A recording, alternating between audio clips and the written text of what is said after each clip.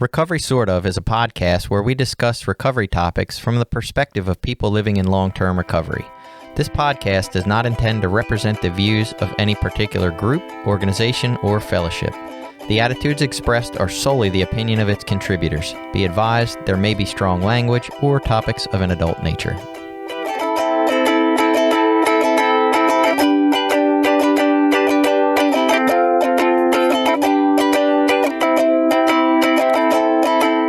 Welcome back. It's Recovery Sort Of. I am Jason, a guy who has never been to treatment for alcohol. And I'm Billy. I'm a person in long-term recovery. I'm Jenny. I'm also a person in long-term recovery. And I'm Charlie. I think I'm a recovered person. Welcome, Charlie. Oh, hi. The difference in terminology, I love it. we won't waste the whole episode talking about that, though. So we're going to talk about treatment for alcoholism, and maybe more specifically, why that seems more difficult in 2022 to find as opposed to treatment for, an opioid use disorder. So, Charlie, why don't you just take 5 to 8 minutes, tell us about yourself, tell us about how you got here, tell us why you're here today to talk about alcohol treatment? Sure. A, I'm Charlie. B, if you're seeing this on film, you can see that I'm old. I have been involved either directly or peripherally in drug treatment since it was invented in about 1984. That's when people realized they could make money off of it. And at that time, I was a union officer and nobody wanted to get involved in that stuff. So they said, Gerhard, take care of this. So from the days of the corner store rehab through AA and all that kind of stuff, I've been involved at one level or another since 84. And I'm an alcoholic. I've started with AA. Did AA, religiously hated it. It was probably one of the biggest obstacles to getting sober that I had to overcome. And my involvement with Voices basically started, somebody asked me to go to a fundraiser. And I'm expecting 12 people. And we get there and there's like 312 people. And when I asked, what do you guys do? Because I have had nonprofits of my own, and I worked for a lot of nonprofits, and labor unions are technically nonprofits, yada, yada, yada. And I don't have a lot of faith in nonprofits. So when I asked, what do you do here? Somebody said, basically, we give money to people. And I thought, damn, that's what I want to hear. They put the rubber on the road. And I have been involved and impressed ever since then. So what brings me here today is Honey Bunny is my girlfriend, and yes, all guys have girlfriends. And she's an active alcoholic, and she wants to quit. Everybody knows how that works, and she's done it a million times. We all know how that works. I could not think of a better place to get help than Voices. So when she said, that's enough of this, I need help, I need treatment. And we've both done 12-step programs. We on a personal level, just they don't work for us. So what we knew she needed was a detox. We tried outpatient detox, and the results of that were basically that, she got through it. It's 4 or 5 days and really feeling shitty. And this was, drug assisted, medically assisted. And it also doesn't involve the commitment that inpatient treatment involves. It makes it, you go in, it makes an impression in your brain. Something's different. I'm doing something different. And when you come out, you can think clearer. So we knew she needed an inpatient detox. And we came up here. And I know most of the people here, and I have a lot of respect for them. And we came up here and said, okay, she's on Medicare. We need a detox. Well, the only place they could find at the moment, and these issues change moment to moment, but the only place they could find then was Sun, Delaware. I don't know if you guys want to hear horror stories, or you just want to go through. Are you interested in horror stories? Let me put it this way. It was a true 2-day horror story resulting in nothing but gross incompetence, puking in trash cans, and then being told at the end of 2 days of bullshit that, I'm sorry, our doctor says that she can't come in because she's too old. And during that 2 days, we watched obvious junkies. I'm going to say junkie because I don't know what the guys are on. This guy was all peppered up, so we'll call him Ralph. And he comes in, flops there. Hey, Ralph, detox? Yeah. Okay, Ralph goes in, gets whatever he needs, I assume, because he's obviously a frequent flyer. Meanwhile, we have spent 2 days throwing up and waiting for the help and yada, yada, yada. And the end of the 2 days, we're told, and it's a 2.5 hour drive each way, too. That matters. And at the end of the 2 days, she got nothing except have a nice trip, drive careful. And that was a recommendation that we got from Voices, which I couldn't think of a better place to get a recommendation. A month or two later, we come back and try it again. No, wait, I'm going to stop you. Stop me. So why wouldn't they take her? That's a whole other story by her. What they said was she's too old. Now, is that legal? Can I? So for people that don't know, alcohol withdrawal is one of the few withdrawals that can literally kill Correct. you. So it a lot of times requires like medical supervision, absolutely. Because it can be incredibly dangerous if you're a long-term alcoholic. I don't know if they still use the term fourth stage or whatever the stages are anymore. But if you're a long-term alcoholic and you've been drinking for a lot of years, that can be a fatal. It's one of the few actually withdrawals that's fatal. I mean, even with, I withdrew from heroin. It didn't kill me. I laid on a couch for a couple days, felt like shit for a week. I wanted to kill myself probably, but I survived it and I didn't have to worry about literal death. So alcohol should be more medically supervised if you're... Exactly. Yeah. And in my years at AA and just generally bouncing around in the drug treatment community, I have had a number of people. I don't know anybody who died from detoxing. But I've had a number of people who got in terrible, terrible condition because they tried to do it at home. They tried to do it without assistance. And it's a medical, if it can be a medical emergency, and it certainly is a serious medical condition, alcohol withdrawal. So I flipped out there in the process, and the doctor says she can't come in. Let me to the doctor. Oh, he's remote. You can't talk to the doctor. Who are you? Well, I'm staff, and I'm yelling at staff. And can you explain that part about the remote doctor thing? Did you guys know about this? This is common. Okay, yeah, I can certainly explain it. This also covers hospitals. They do the same thing for all admissions. Okay, I'm not a hospital guy, but I know that they do this for many, and many hospitals do it for all. And I've been bounced out on my ear too of hospitals. You don't have an on-site doctor because you got to pay that dude. So instead, you pick a doctor, and I'm prepared to say they're all a bunch of quacks, but there's probably a good one. I sound like the last orange president talking about Mexicans.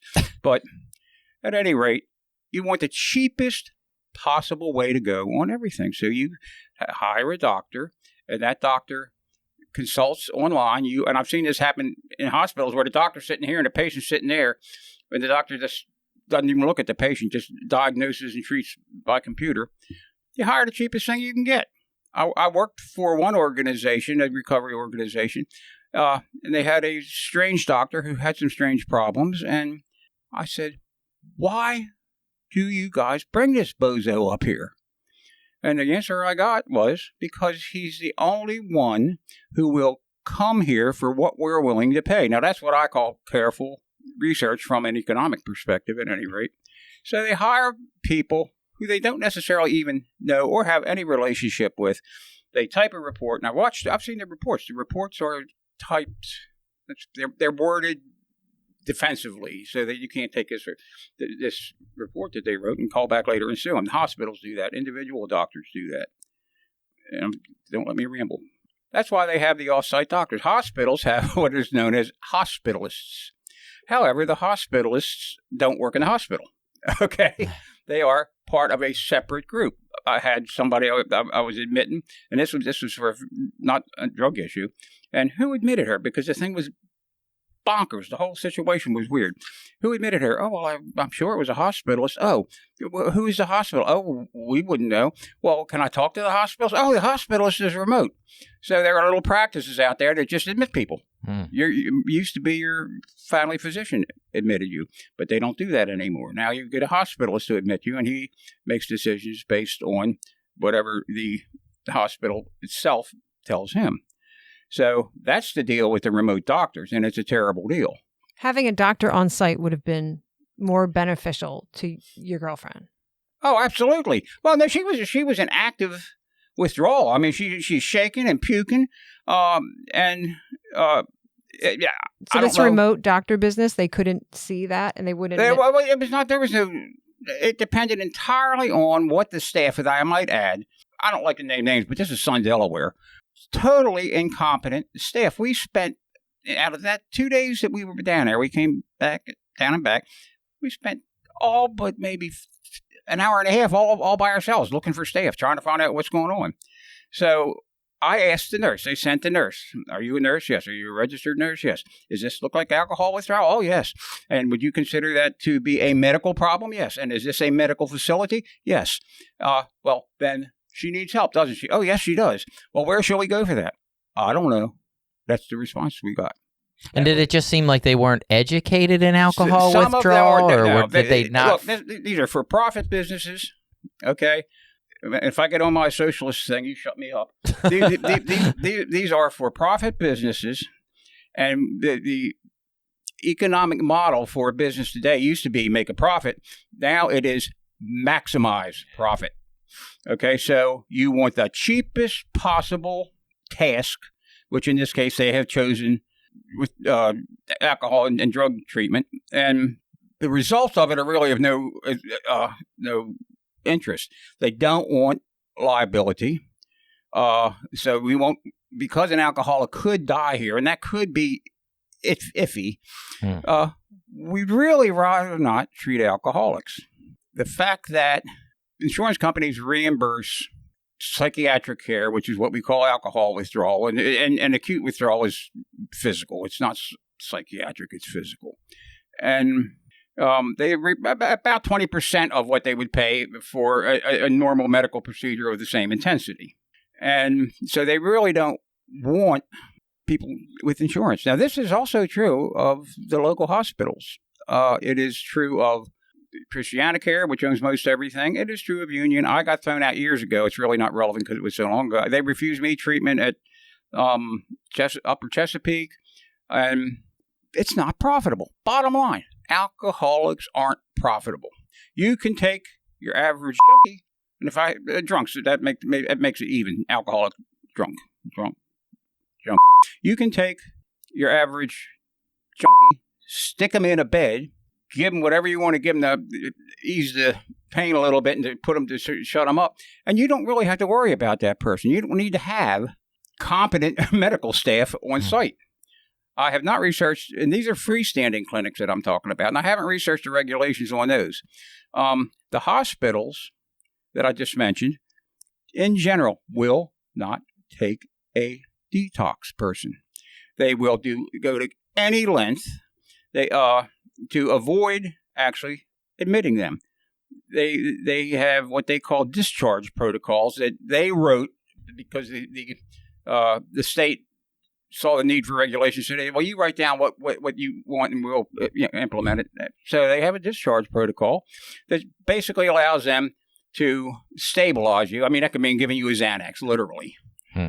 And stabilize you. They give you a pamphlet, and out the door you go. If you go in, and a lot of people will say they're suicidal because they will always take a person who claims suicidal ideation. What you get for that, you get locked up in a lockdown unit with a bunch of other crazy people. Sorry, excuse me, crazy people, but that's the way it is. And you get your shoelaces lost. And if they find out while you're in there that you are withdrawing from a drug, they decide suddenly that, whoa, wait a minute, this person isn't suicidal. And out the door you go. Yeah, and when I first got into recovery, that was the way that you got people into treatment. It was to say they were suicidal, and then hopefully they would get. Yeah. But you don't get treatment. Not anymore. I have a penchant for hanging around with disturbed people, I suppose. But that's how we met. Yeah. Oh yes. Now that you mention it, they lock you up. They drug you mildly. They take away your shoelaces, and that's it. And you will see a psychiatrist. That's today's treatment. Yeah, today it's... very few people who go... I always call it the 6th floor because the places I've done it had psych units were always on the 6th floor. But all you do is sit around. You don't get any treatment. You, once again, get maybe stabilized. Now, there is a population that definitely needs that for openers, and then we'll go on through the system for mental health care or treatment, whatever they need. I'm not saying they don't do anything, but they don't do much. So that's what you get if you're suicidal. And also, if you go in that way, you are basically waiving your right to check out at will. Yeah. Okay. Now, I could be 48 wrong. hours, I think it used to be. It used to be 48 hours, I think they could. Yeah. And I'm not sure of the hours, and I'm not legally positive that what I'm saying is correct. But yes, once you say you're suicidal, They can hold you're you. no longer competent, and therefore you can't check out AMA. That's the state of treatment right now. They are what has happened to both times we've tried it with Honey Bunny is that they have lied in our faces. They have lied to voices, and we have jumped through all the first time. It was very heavily assisted by voices. That was on Delaware, and they did everything they could do. We did everything. It was all prearranged. Blah blah blah. Sorry, you could come back later. Hospitals will no longer treat people for withdrawal. So as a result of that, those people have to go to these freestanding clinics. Now, when we go to the freestanding clinics, we have Ralph the skateboarder who I told you about, who walks in, flops on the sofa, walks right through the door, okay? So the next shop was Meadowood because they took, at that time, they stopped at Cincy, but at that time, which was a couple of months ago, they took Medicare. So we got there bright and early, everything's cool. They made us wait on the porch.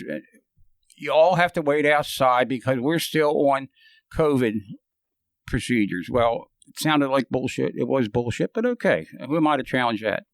So we sit outside. It's a hot summer day. We're on the porch, okay, for 5.5 hours. While we're on the porch, as the day wears on, the Walking Dead come up the sidewalk. I mean, these guys were whacked. And clearly, you can tell a junkie from an alcoholic from a distance. At least I can. And so we have 10 people, 8, 10 people, something like that, come walking up and sit on the porch. And we were the first ones there. So we're there watching these guys come in. There was a phone for admittance. Pick up the phone. The phone doesn't work. Okay, you knock on the door. You don't get an answer. Eventually, I realized what was going on. They had a camera up there, and they were monitoring who sat down. And one by one, over the course of like 5.5 hours, they took all of the addicts in. Everybody came out. They picked up their paperwork. They stuck a Q-tip up their nose and said, okay, and you go. We sat. And they even came out and looked for one guy. He got bored and went and sat in his car. And they even came out from one guy and looked in all the cars to take him in while we're still sitting there. And at the end of our patience, I asked for I said, we're not sitting here anymore. And we'd like our cards back. And they said, well, what we can do is she can go sit inside in the lobby. You can leave, and we'll figure out what we're going to do with her. I'm not going to leave somebody under those conditions. We'll figure out what we're going to do with her. Sorry. So we decided to leave. We couldn't get her cards back. And that's a whole other story. But they would not give her back her insurance cards and her Medicare card. And finally, she found a staff member. They all have red shirts. So she found a staff member going into work, and she said, would you please? When I called for the cards, they hung up on me. The admissions did. And second time, I don't blame him because I told him, you're going to have to call the cops in a minute. We can do that. Click. That guy who she flagged down went in and got her cards and gave us the cards, and we went home. Now, the biggest, despite all the bullshit that this put us through, the biggest problem is that what would happen if to your standard person looking for treatment who really doesn't want to go into treatment anyway. Hardly anybody is all excited about it. And if you got that treatment once, if you got that treatment once, would you come back to Voices? They're not going to separate the thing that you got a bunch of lying jerks on the one end. Okay? It is a major discouragement for anybody who seeks alcohol treatment. And it is system-wide. And we did Voices did. I had something, I didn't have anything to do with it. I just listened. But they did an excellent webinar based on a report from Legal Action Center, which is a great big legal action center, national outfit, and on exactly this subject. So one of the things that does is, I think we had 400 attendees or something like that. I'm not sure, but it ain't just me thinking this. Okay, they documented each state, who does the treatment, who will do detox, what it's like, what are the state laws in detail. And that was directed at hospitals. That was not directed at freestanding clinics. But that problem is endemic. It's not a local thing. It's not my imagination. And if you happen to be a family member trying to get dad into detox, you're just going to assume that that's the way it is. It's abusive, to say the least. What I want to mention is, and I've mentioned it, I'm repeating it. Okay, while we were sitting on the porch and the junkies are going marching in, I suddenly realized that they have a camera out there and they're looking at who they decide to admit. Now, why would you have that kind of prejudice? Is it just because we hate alcoholics? No, junkies are cheaper to treat. And by and large, a lot of them at any rate, are on Medicaid, not Medicare, Medicaid, which pays very well and is very dependable. So what they are looking for is addicts, non-alcoholic addicts to other things, who are on Medicaid. That's at this moment, that is the most profitable bunch. Now, Meadowood just recently, since we were there, I'm told by people here at Voices, just stopped taking any Maryland insurance. If you got insurance in Maryland, that you can't get in there. The reason for that would be that Maryland has somewhere in their laws, Maryland is fairly well regulated compared to other states, the medical kind of things. And they found something in Maryland law that required them to this is all guesswork, that in Maryland law that required them to perform a service that they didn't want to perform. So they just said, to hell with it, and we don't take Maryland insurance anymore. This is a matter. So the whole issue in the hospitals, in the freestanding clinics that I've been exposed to, okay, the whole issue is we have beds. We want to fill them as profitably as we can, which is why when you call up and say, do you do alcohol withdrawal? Oh, yes, sir. And blah, blah, blah. And you go through, we jump through the hoops, do everything you're told to do, confirm, reconfirm, show up, and then won't let you in. There are problems that I'm just talking to people around here. They'll do anything to get rid of you. We can't treat her. Her blood pressure is too high. Well, we can't treat him. He's got COPD. Pick one. They'll dump your ass out for whatever reason you're untreatable. Sorry. And it's all about how much money can we make on a bed. The reason that they don't tell you, no, we don't do alcohol withdrawal, is because they might have a vacant bed. So if they got a bed that they haven't been able to fill that day, they'd rather fill it with an alcoholic than have it go empty. So that's why they run you all over hell's half acre.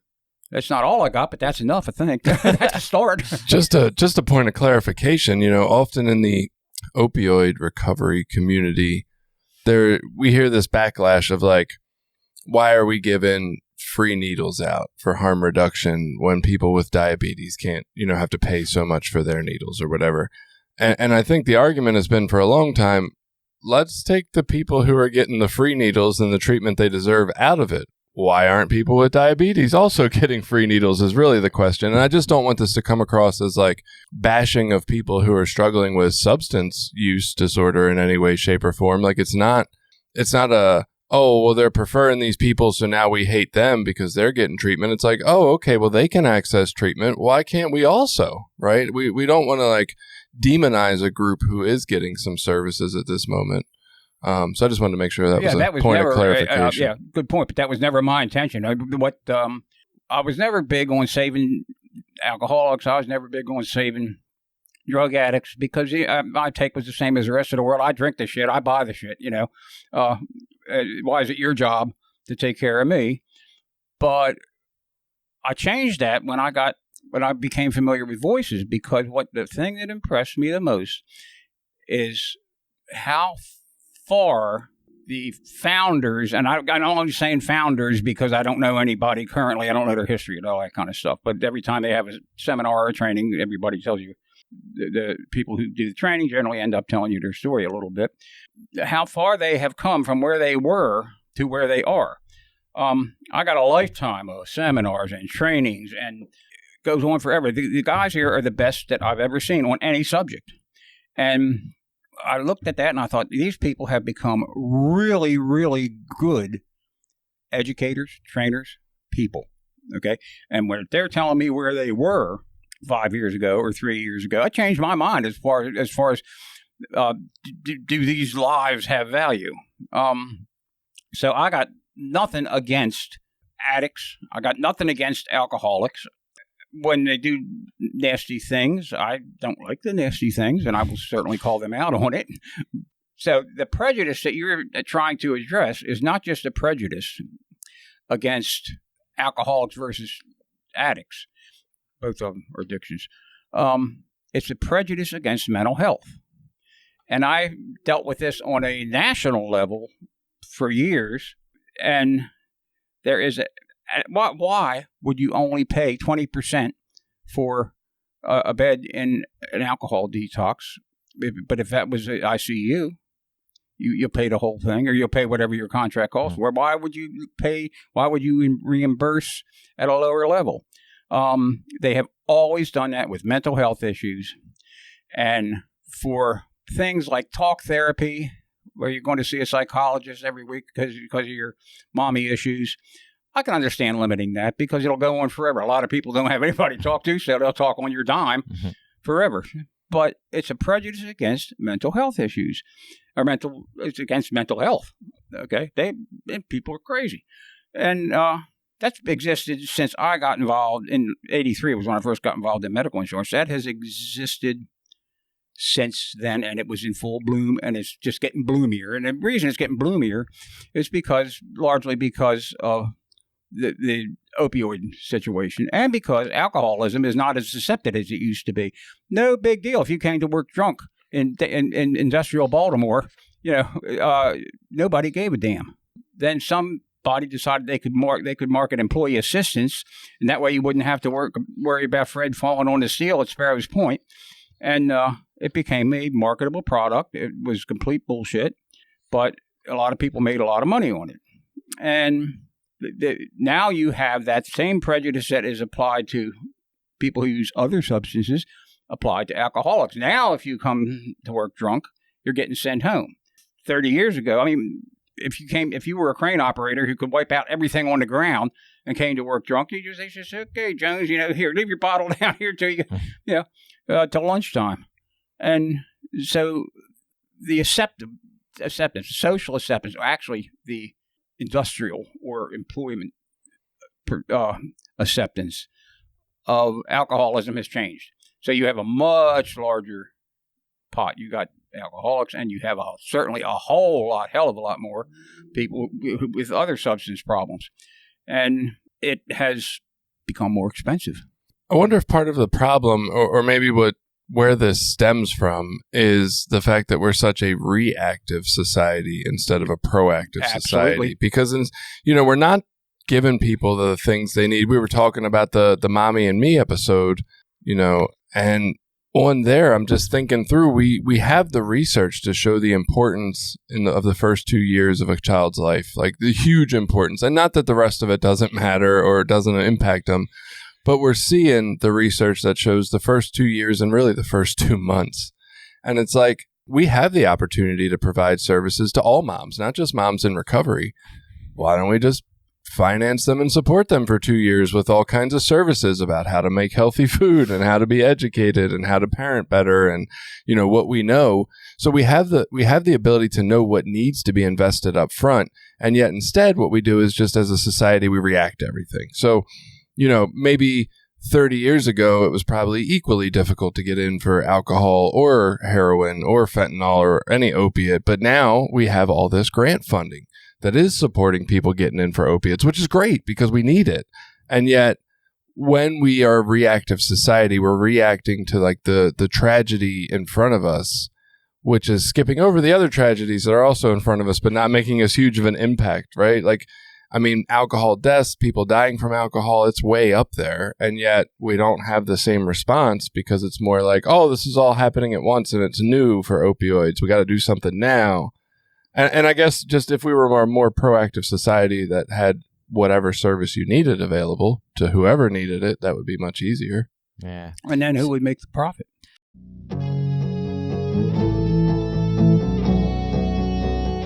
This episode has been brought to you in part by Voices of Hope, Inc., a nonprofit recovery organization made up of people in recovery, family members, and allies. Together, members strive to protect the dignity of those that use drugs and those in recovery by advocating for treatment, harm reduction and support resources, and mentoring. Please visit us at www.voicesofhopemaryland.org and consider donating to our cause.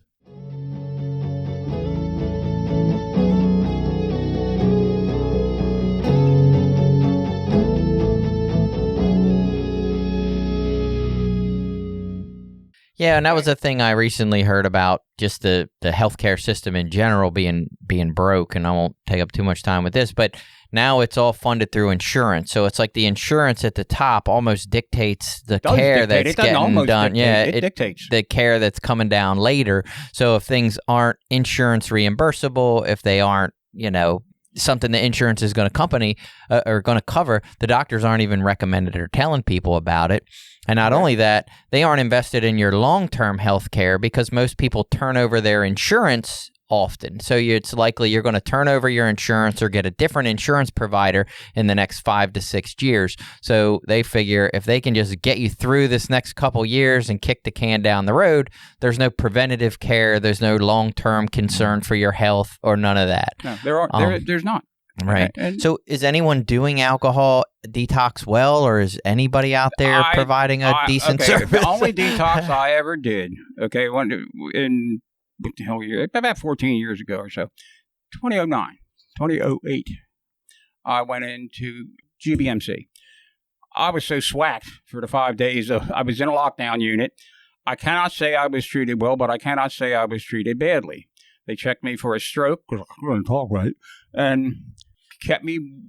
I had Librium legs. It took me 2 weeks before I went to Ashley afterwards, and it took me 2 weeks before I could get around without a walker just from Librium legs. But that was a unfortunate, unpleasant experience. But I can't say I was mistreated. I can't say that I was humiliated. I had to ask for a mattress. Because all they had was a bolted down recliner, but I can live with that. Okay. Nobody called me any names. Nobody made me sit in the heat. Nobody made me drive 5 hours one way just to tell me that, or back and forth just to tell me that I can't come in. That was my experience. People I have been close enough to. This is ended in maybe 2014, 2015. Did not have bad experiences in the hospital at Detox. But the bad experiences that I'm seeing now, because I don't get into the Detox, right? Nobody goes, is the lengths that they go to keep you out. And I think we all know how much energy goes into making the decision to get Charlie sober, making the decision to get him to at least he stops shitting the bed. It's a big deal for most people. They don't do this every day. It's not like frequent flyers. They get 1 or 2 chances to try to get well, and when you take those chances and try to get well, and you are abused, there's no other term. I'm sorry, and you are abused before you even get into the place. How are you going to react the next time? Are you going to come back? Right. And I've asked that question, and nobody knows. Now I got to admit, tracking addicts of any kind is a big problem. Just put a tag in their ear like the chip. The animals. You got to put the chip. The one that was in the virus, antivirus. Right. We should all be tracked by the one now. that was in the vaccine. Just use that one. I'm talking success rates, okay? Right, yeah. How was your withdrawal? Did you complete it? And what is your aftercare? Now, Ashley was meticulous with that kind of stuff. Okay. So funny enough, recently we have someone I'm close with that is actually just going into Ashley agreed to do a detox for this person versus making them stay for for alcohol, specifically for alcohol. They're going to do a detox, a 7-day detox, and we weren't even aware that they did that sort of thing. This isn't a person that came through Voices or anything else. This is a private individual who has insurance, and whatever insurance doesn't cover, they have enough money to cover whatever they need. And who probably right. So they have a private donor funding in the past, to tell you the truth. Yeah. No, he wasn't a donor in the past, but somebody in the family might have been. But I don't want to be hard on Ashley. They saved my ass. They really did. But they're going to do a detox, which again we didn't even know they did. Well, maybe we should ask. Right. Now here's the problem. Here is the problem with Ashley, and I have asked Voices why don't we deal with Ashley? And the problem is, you got to have the money up front, and they won't take any government insurance. Yeah, insurance. So my sister paid for me to go $20,000. I was in a wheelchair because I still had the Librium legs, and she wrote a check for $20,000, and if I'd have been stronger, that wheelchair would have been out of there. Yeah. So which is always the case. If you have money, you can find treatment. But if you don't, right. It'll be pleasant. Yeah, you can get your twice a day massage. I'm not kidding. You really can. So I don't know if this. I didn't realize it was more of a universal program. I've had my thoughts when I was working at Voices, just knowing what the grant funded if somebody came in to talk and seek help for fentanyl versus if somebody came in for alcohol, like knowing the grant doesn't cover that at all. Like it's still part of my job to help them, but also knowing that the funding isn't there necessarily to help them, which is interesting. And it limits what facilities they can go to, what beds they can get. So I know that. I know that I know an individual whose son has struggled with alcohol, and their son has tried to find recovery in Maryland and in Florida at different points in times. And when they, have a slip or a relapse or whatever it is, like basically this individual goes, what we would say goes hard. Like they're like obliterated, about to die on a beach, haven't eaten in days, like just been binge drinking the whole time. And so the police will be called and they get found and the paramedics come and they take them to a hospital. And within hours, they're back out on the street in a stupor, in a fucking stupor. Like the hospital's releasing them when they're not even not drunk yet. Like they're still drunk, getting sent out. And this happened, this person's son, this went on for like 2 weeks straight, partially in Maryland, partially in Florida. And this was like 5, 6, 7 different hospital visits. Nobody's doing a fucking thing except sending this kid back out. He's not a kid. He's like in his 30s, but whatever. He's just getting sent back out, still fucking impaired. So it's like, I do know this story is real to some extent. Like this is happening in Maryland, in Florida, probably everywhere else. Nobody wants to deal with this shit.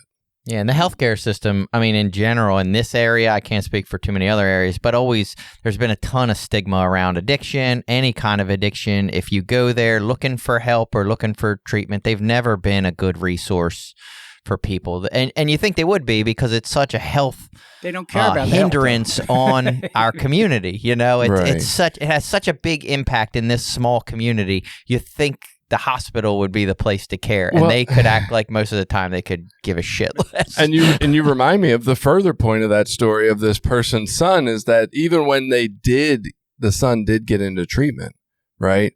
He had a list of there was a couple of the recovery or halfway housing places that looked really good. He went and toured them. He was like, this one would be great.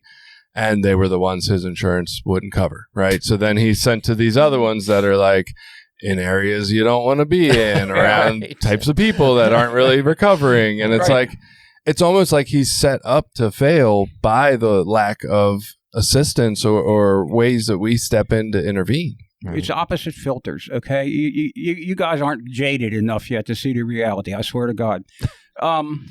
It is all about money, and it's all about maximizing profit today. It's not about maximizing profit tomorrow.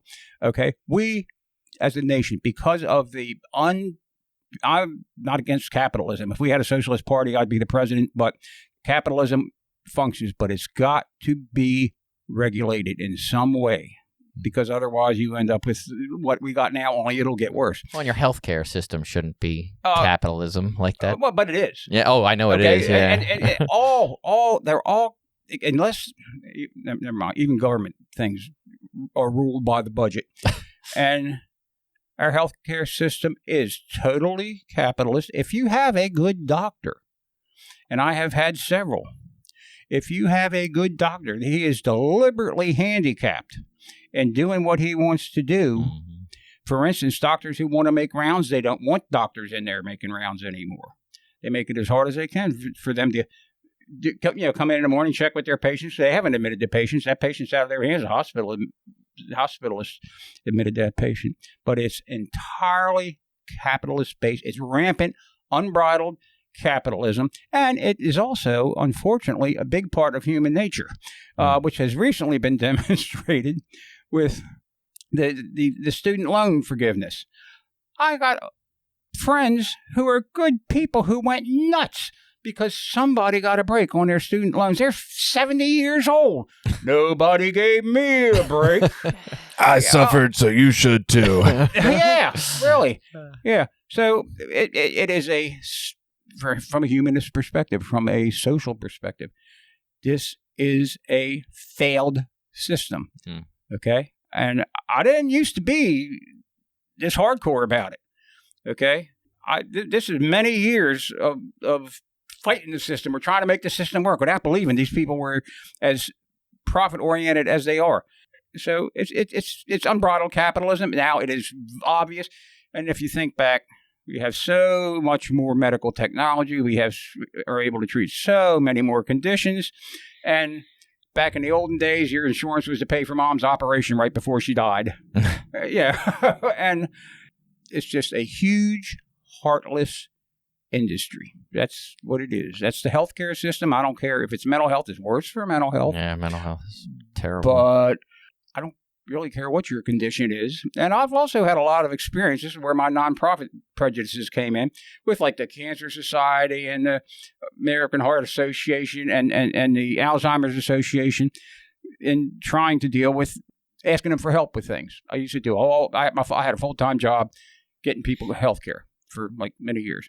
And those organizations don't really give a damn. When it comes down to what do you do, I've had them get mad. I asked if there was any potential treatments one time in the pipeline for Alzheimer's. We don't do that, sir. Click. That was cancer. That was Alzheimer's. Yeah. So my wife now, when there's the people standing on the corners, collecting money from the different churches for different services or whatever, she'll sit there and ask them before she'll give them any money. She'll say, well, what do you actually do? And then what areas do you serve? And you'll find out like they'll be collecting money like here in Elkton, and they don't even provide services in this area. They provide services, up in like Newcastle or Wilmington or somewhere else. And it's like, so you're going to come take donations from people in this area to help people that don't even live here. Well, I don't know if I have a problem with that. Yeah. Quite frankly, I mean, if you're talking about the guys with the buckets and stuff like that, yeah. But, I mean, that perspective, at least somebody in New Jersey is getting help. Yeah. We need to focus now, and I'm willing to shut up as soon as I go too long. One of the things that would be handy for you guys to take a look at would be the transcript of the webinar and the legal action committee or legal action council, whatever the hell it is, report. Because Legal Action Center nails down the fact that this is global. We're in better shape. Maryland's in better shape than almost any other state in the country. That's the other thing that's frightening. Well, I guess the question for me becomes like, if this was just we're not recognizing the need for alcohol treatment enough, or, we mistakenly missed this, or it got overlooked during the opioid epidemic, I feel like there's an easier solution. But when the problem behind it all is maximizing profits, I feel like the solution becomes changing our entire society, which is not necessarily something that I know how to do. You don't have to change the society to make progress. Okay, Voices also has a very active advocacy group. I was part of it, but they use so many acronyms I couldn't understand what was going on at meetings, so I gave up. But I'll go back again because that's what these buttons are about. You can regulate hospitals. You can regulate insurance companies. You can regulate freestanding clinics by law. Okay, and that's what needs to be done. not impossible.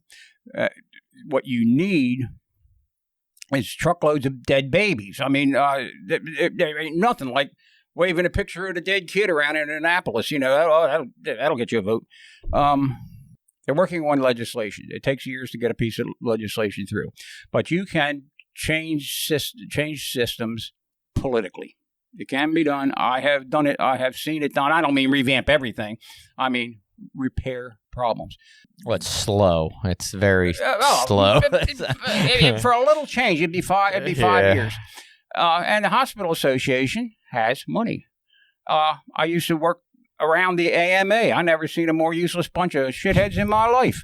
Okay, your job is to see to it that we make more money. That's what. If somebody would come up with a suggestion like, "Well, why don't we take care of this segment of the population? Your job is to take care of us." That's just from the doctors. But you can change it. It can be changed locally. I've been involved in that stuff before. Marcus is a little genius. He's ramrodding the thing, and so there are things to be done. There are things that can be done. I don't disagree with that. And I think there can be improvements made through legislation. But I guess my take, it kind of goes back to this story. I was in college. There was a lady who was from one of the countries in Africa, and we were talking about the differences. And she's like, well, one of the differences, if you want a major healthcare procedure, like an operation, you want to be here, not in my country. She said, but if one of our community members doesn't have a house, we just all take a day and build them one. And she's like, that's not what it's like here at all. And just thinking about that, like when we talk about the problems of homelessness and hunger, there's more food thrown away each day than people who are hungry, and there's more houses available than there are homeless people. And the reason we don't have people in homes and fed is just because as a society, we've chosen to accept that we won't. Like if we all just decided tomorrow that's not going to happen anymore, we would go out and build them all houses or put them in houses that are already built, and we would give them the food off our tables that we throw away every night, and it would just end tomorrow. You know what I mean? So it's like, it's really going to take a societal shift to stop thinking the guy with the $1 billion is the place we all want to get to. And we never will. That's the other thing. It's a carrot and a stick. Okay. And we economically, the Americans aren't poor anymore. They are temporarily inconvenienced because they just know that stock they just bought or that job they just got or something, they're on their way. They're not going to accept the fact that, hey, I worked all my life. I mean, I'm a good example. I worked all my life and hard and diligently, blah, blah, blah. I'm wonderful. I'm poor now. Okay. That was a result of actually government intervention into the pension systems. But we want to look at you're other. Okay. Everything is other. I am me. I'm the center of the universe. And that guy with his hair bear, he's something else. We want to differentiate ourselves from people with problems and it's got to be their fault, because if it ain't their fault, that same thing could happen to me, and I don't do that. So it's a protective mechanism. It's stupid as hell, but it is true. And anything that you don't identify immediately, look at the AIDS crisis back in the day. I mean, first it was chicken blood eating Haitians. That's who we're blaming. And then, praise the Lord, it's gays. Well, praise the Lord, it's anybody who has sex, okay? And we just disassociate deliberately and consciously from people with problems, because if we don't disassociate, that could happen to us. Yeah, well, that's exactly what happened with the opioid problem, is enough middle class and upper class, white people that are in high positions realized it was their family members too, and all of a sudden money started pouring out from everywhere. It's true. And this is a bit of an aside, but during the early years of the AIDS crisis, there were no effective treatments. In 1996, they came out with protease inhibitors. They worked. The minute they came out with a working treatment, nothing else had up to that point. The minute they came out with a working treatment, man, the money was rolling in. Because here's something we can sell. And all of a sudden, the doctors' attitudes changed. And I can't blame them, because it's hard saying, oh, you're going to die, nothing I can do about it. But as soon as they could monetize HIV, there was grants and money coming out of the woodwork. That's just an example of the way this stupid ass country works. Somewhere I've read, and I might even be in the I don't know where it is, but woman's in Sweden, and she finds a lump in her breast. I mean, this is a reporter talking, and found a lump in her breast. Say, oh shit! She goes and gets a mammogram, and yes, you got a lump. Okay, we can take biopsy right now and tell you what it is. Well, it was a benign something or other, and 2 hours after she went to the doctor, she knew what she didn't have. Okay, and at the door, the nurse says, "I'm sorry, but you're not a citizen. I'm going to have to charge you $11." Okay, for a mammogram and a biopsy. And the things that people used to use, I can't get an appointment with a doctor in less than 6 weeks. Okay, those who will tell us what a wonderful healthcare system, I think they're fewer than they used to be. But it used to be, you got to wait for care in Canada. You got to wait for 6 weeks to get an appointment with your regular doctor in this country, and that's because they have to carry huge patient loads to make as much money as possible. So the insurance companies will keep them on their list. Yeah, the amount the insurance companies paying per visit has went down so much that if they don't see 30 people in a day or whatever, they can't even keep the lights on. Most of them are talking about a minute now. They really are. So that's America. Ain't that great? We were exposed to this idea on the gambling podcast when we talked to the individual from gambling, and the casinos put a percentage of whatever it is they make into a fund that pays for any gambling treatment that is needed in Maryland. Well, and so, like, why have we let big alcohol, who's making record profits, off the hook? Like, why isn't there a similar system of just anybody who wants alcohol treatment, it's paid for? Yeah. He was saying there was plenty of money. He's like, oh, yeah, we got money. We can send anybody to treatment. Yeah.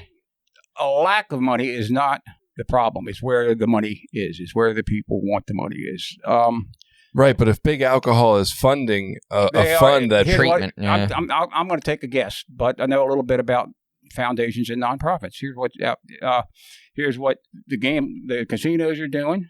The casinos don't want me showing up in Annapolis saying, I lost my house and Daddy died in a car wreck because he didn't have any money. Blah blah blah. He spends all his time at the casino. They don't want that to happen. So admittedly, there are problem gamblers. We will help those people because we are good. Right. Leave us alone and we'll do the right thing. What they'll do is they'll set up a nonprofit. They'll set up a foundation. Okay? And under the law, to be a tax-free or a nonprofit, untaxable foundation, you only have to give 5% of your of the worth of the foundation per year to charitable purposes. Okay? 5%. The rest of it is a tax shelter. So there are two reasons why they do that. One is for goodwill, apparent goodwill, and the other one is they can shelter $272 billion somewhere in a foundation to cure the gamblers, and it's to their benefit. Nothing. I don't believe anything in America at this time is driven by anything but profit. And the other thing is it doesn't, most of the people don't realize that. The shit show takes place at the top. The incompetent people who we've dealt with at the rehabs, they don't know they're incompetent. They've been told what to say. They've been told what to do. And that's what that's their job, and that's all they do. I mean, Well, this podcast does not run for profit. Yeah. we run at a steady deficit every month. Yeah, me too. We got something in common. No, but and you're right, and I don't disagree that there's good public-facing reasons for the gambling industry to do this, right? And it keeps people off of their back, and that's wonderful. But we could retroactively do this with big alcohol. We could have this, and you know what? Maybe it doesn't change a lot, but there's services available, and you're not sitting on that goddamn porch for 5.5 hours or driving to Sun for 2 days. Right. If you don't choose to take advantage of the services, then that is your business. But to be discouraged, actively discouraged from seeking help is a whole different thing. I have always thought. Do you keep raising your hands? Or? No, what happened to your girlfriend? Like, what's her story now? Okay, right now she's drinking like a fish, and she wants to get into an inpatient detox. She wants to stop. She really wants to stop. She's at the point where 6 hours before she goes into the shakes and stuff. And we're going to have to go. Now we're stepping on toes. Can we turn off the mic for a minute? Well, let's wrap this up because I'm keeping an eye on time here. Charlie, is there any final points you wanted to make before we had to end? Anything we didn't get to today? Well, I can go on forever with final points. Right now, today, I want to get over the fact that there is a gross prejudice, a systemic prejudice against treating, detoxing alcoholics as opposed to treating and detoxing people with other drug problems. And it's because alcohol is more expensive to treat. Mm-hmm. Well, we thank you so much for coming on today, Charlie, and spending your Sunday morning with us. Support things, get involved in local policy, right? That's where these changes happen, local policy, and try to start getting changes, man. This affects a lot of people. Alcohol is very rampant in our culture, and we need the services out there to help people. So get involved, do something, stay safe out there, and we'll see you next week. Okay. Bye, guys.